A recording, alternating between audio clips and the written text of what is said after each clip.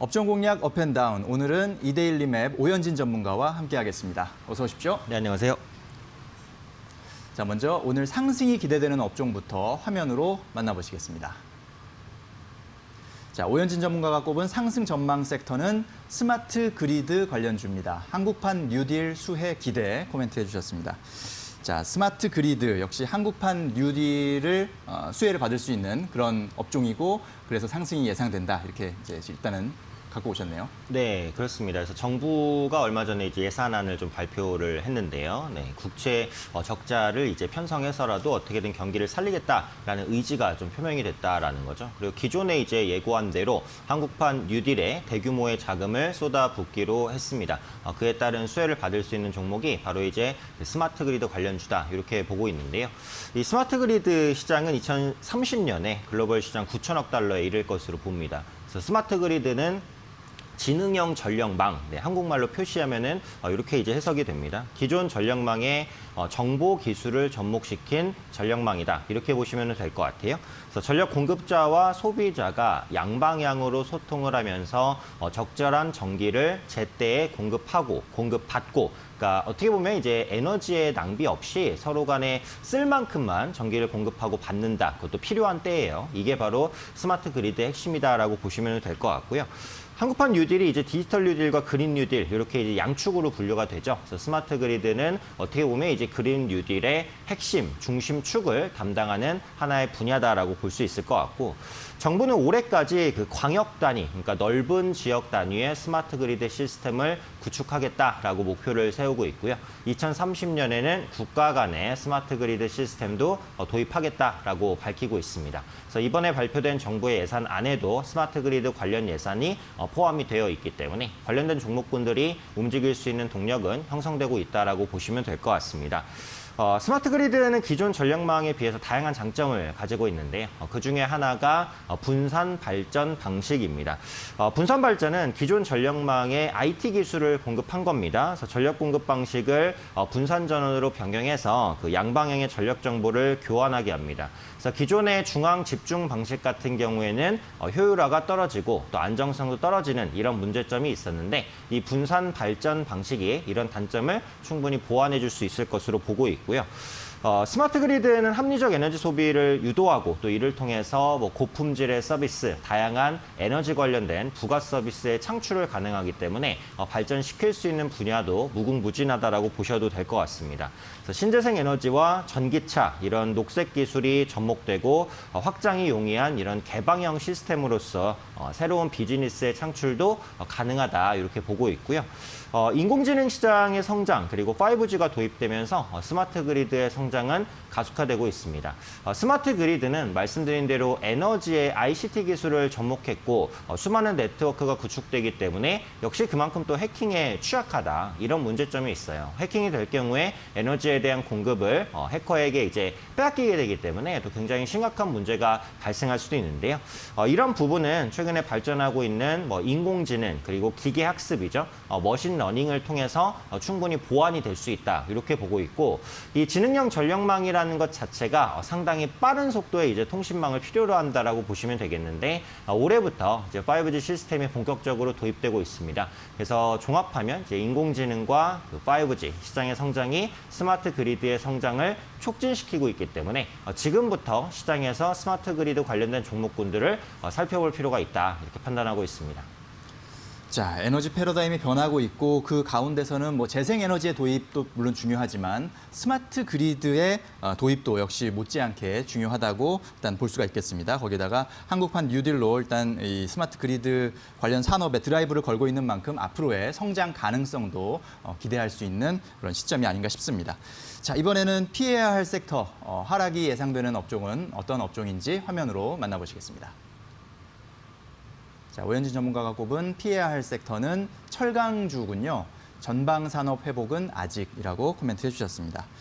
자, 철강주, 아직까지는 좀 시간이 더 필요한가 봅니다.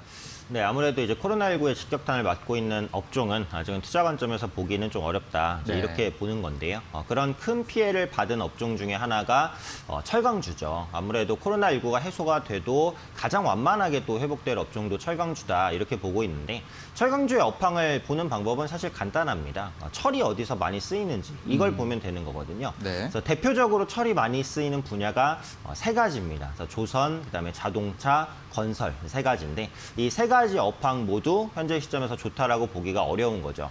조선주는 최근에 긍정적인 이슈가 나오는 건 사실이에요. 뭐 LNG선 대규모 수주 이슈 현재까지도 나오고 있는데 LNG선만으로는 이제 조선 업황이 개선되진 않는다. 결국은 컨테이너선이라든지 벌크선 이런 상상 부분의 수주가 회복이 돼야 되는 것이고 그래야 철에 대한 수요가 이제 견인된다. 이렇게 볼 수 있는데 지금 코로나19 때문에 글로벌 무역 자체가 위축되어 있으니까 이런 상상 부분이 회복되기는 어렵죠. 역시 철강에 대한 수요를 위축시키는 부분이다라고 보시면 되겠고 자동차주를 보시면 최근에 현대차나 기아차 이런 종목군들이 많이 올라간 게 자동차가 잘 팔려서 올라갔다. 이렇게 보기는 어렵습니다. 그래서 전기차라든지 자율주행차, 스마트카 이런 부분에 대한 기대감이 주가를 끌어올렸다. 이렇게 보시는 게 맞거든요. 결국은 완성차 판매량은 아직 크게 회복됐다라고 보기는 어렵기 때문에 이제 철강 수요가 견인된다라고 보기가 어렵고 끝으로 건설 같은 경우에도 뭐 글로벌 건설 업황 여전히 좋지 않고요. 국내에서도 부동산 규제책이 기본적인 정책의 중심이기 때문에 이런 부분들을 봤을 때는 철강 업황의 개선까지는 시간이 좀 많이 필요하다. 이렇게 봐야겠고 특히 포스코가 2분기에 1,084억의 영업손실로 사상 처음 적자를 기록했습니다. 이런 대형 철강사도 적자를 기록했다는 걸 봤을 때 중소형 철강사는 어려움이 더 크다. 이렇게 보셔야 될 것 같고요. 또 수요는 부진한데 원가가 상승하는 문제도 있습니다. 철광석 가격이 최근에 6년 만에 최고치를 찍었습니다. 수요가 부진한데도 철광석 가격이 올라가는 이유가 있는데요. 일단 철강의 최대 수출국이라고 볼 수 있는 브라질, 호주 이런 국가들이 코로나19 때문에 그 수출이 좀 막혔어요. 철광석 생산 차질이 있었습니다. 그래서 이런 부분들이 공급 축소를 불러일으키면서 철광석 가격을 상승시켰다. 이렇게 볼 수 있고요. 또 한편으로는 이제 중국이 그 인프라 투자를 확대하면서 철광석 가격이 올랐다. 이렇게 볼 수도 있어요. 물론 중국이 인프라 투자를 확대하는 것은 철강 업체의 호재다 이렇게 볼 수 있습니다. 하지만 중국의 인프라 투자가 이제 막 시작되고 있는 시점에서 기본적인 수혜는 이제 중국에 있는 철강사들이 1차적으로 입고 그 다음에 한국 업체가 2차적으로 입는 것인데 이런 수혜가 국내 철강사에까지 미치기에는 사실 조금 이제 시간이 많이 걸린다 이렇게 봐야겠죠. 그래서 그런 관점에서 볼 때 철강주가 지금부터 뭐 몇 년을 두고 본다라고 한다면 가치주로서의 매력이 있는 것은 사실이지만 현재 시점에서 올라가기에는 여전히 난관이 많다 이렇게 보셔야 될 것 같습니다. 네, 그렇군요. 철강 산업 원가 부담은 더 높아지는데 수요는 그렇게 또 뒤따르지 못하는 그런 상황이 역시 부담스러운 것이고 이 철이 많이 쓰여지는 조선이나 건설이나 자동차 업종이 좀 살아나야만 철강 산업도 더 부활할 수 있다는 그런 평가였습니다. 자, 그럼 이번에 오늘의 공략 종목 어떤 종목 갖고 오셨습니까? 네, 그래서 앞서 말씀드렸던 그 스마트 그리드 관련주 중에서 LS 일렉트릭이라는 이제 기업을 가지고 왔는데요. 네. 그러니까 예전에 LS 산전으로 익숙하신 분이 더 많으실 거예요. 그래서 사명이 변경된 기업이라고 보시면 되겠습니다. LS 산전이 예전에 영위하던 게 뭐 계측 관련, 전선 관련 이런 사업이었거든요. 그러다 보니까 전기, 전력, 통제 이런 부분의 기술력을 이미 갖추고 있었어요. 그러다 보니까 스마트 그리드 시장과 밀접한 부분이 아주 많죠. 그래서 앞으로 스마트 그리드의 대장주로서의 역할을 할 가능성이 높다 이렇게 보고 있고요. ICT를 적용한 차세대 전력망 사업에 집중을 하고 있습니다. 그래서 동사의 스마트 그리드 시스템은 뭐 태양광, 스마트 빌딩, 철도 이런 부분에 많이 적용이 되는데요. 스마트 빌딩은 주택과 빌딩 공장에서 전기와 열에너지 이런 것들을 최적화해서 사용할 수 있도록 조절하는 시스템입니다. 또 에너지 솔루션을 제공하고 전력의 충전을 통해서 효율적인 에너지 사용을 가능하게 하고요.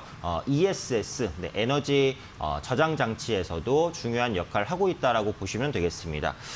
전력 인프라 부분의 영업이익 증가 기대도 모멘텀 중에 하나입니다. 그래서 한국전력을 비롯해서 국내 전력 사업을 영위하고 있는 대기업들이 이 전력 관련된 투자를 확대하면서 내년에 이 LS 일렉트릭의 그 전력 인프라 부분 영업이익이 50% 정도 급증할 것으로 보여지고 있고요. 신재생 에너지 부분의 영업이익은 3분기까지는 적자가 어쩔 수 없을 것 같지만 4분기부터 국내 태양광 프로젝트 전산에 따른 일회성 이익으로 흑자 전환이 이제부터 시작될 것이다라고 보고 있습니다.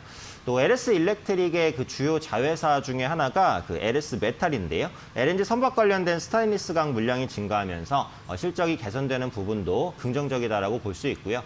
올해 예상 실적 대비 PER이 15배 정도입니다. 지금 친환경 관련주로 분류되는 종목군들이 급등을 하면서 밸류에이션 부담이 엄청 높아졌는데요. LS 일렉트릭은 친환경 관련 섹터에 속하면서도 아직까지 저평가되어 있다는 거고요. 배당 수익률도 매년 조금씩 증가하는 그런 모습들이 나타나고 있습니다. 그래서 단기적으로도 괜찮지만 중장기적으로 끌고 가기에도 좋은 종목이다. 이렇게 말씀드리도록 하겠고요. 가격 전략은 차트 한번 보겠습니다. 최근 들어서는 그 저점을 찍고 완만하게 우상향하는 흐름을 이어가고 있습니다. 상승 추세를 깨지 않고 꾸준하게 올라가는 흐름이고요. 이전에 매물대가 됐었던 55,000원대를 이제 막 돌려내고 있습니다. 그래서 지금부터 전고점 저항을 뚫어내고 상승을 시도하는 초입 구간이다라고 판단하고 있습니다. 그래서 어제 종가가 56,800원인데요. 어제 종가 근처에서 매수 가능하다 이렇게 말씀드리겠고요. 목표가는 65,000원 그리고 손절가는 5만 원 정도 잡고 좀 여유 있게 보시면 좋지 않을까 말씀드리겠습니다. 네. 자, 스마트 그리드에서 대장주 역할을 할 가능성이 높고 또 실적 개선이 기대되는 LS 일렉트릭을 오늘의 핵심 공략주로 소개해 주셨습니다. 자, 상승 예상 업종으로 스마트 그리드 관련주 소개해 주셨고 하락 예상 업종으로 철강 업종 정리해 주셨습니다. 저희가 전해드리는 투자 정보는 잘 활용하시고요. 투자에 대한 판단은 시청자 여러분의 몫이라는 점 다시 한번 말씀드립니다. 네, 오현진 전문가님 오늘 말씀 잘 들었습니다. 감사합니다.